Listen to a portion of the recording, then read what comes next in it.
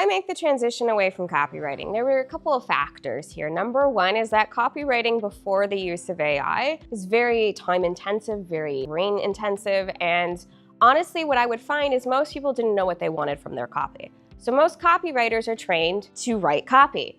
They're not trained to think big picture, they're not trained to map out your strategy, and they certainly aren't trained to tell you how to set up all of your campaigns and all of your technology. So what would happen was people would come to me and they'd say, I want you to write me some emails. And I'd say, great, what would you like those emails to do?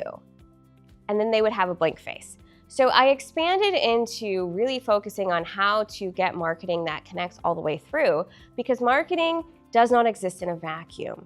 And oftentimes people treat their marketing as a vacuum existence. I'm gonna create stuff for social over here, I'm gonna create stuff for email over there, I'm gonna create stuff for my event up here, and they don't realize that it all interconnects, right? It all interconnects.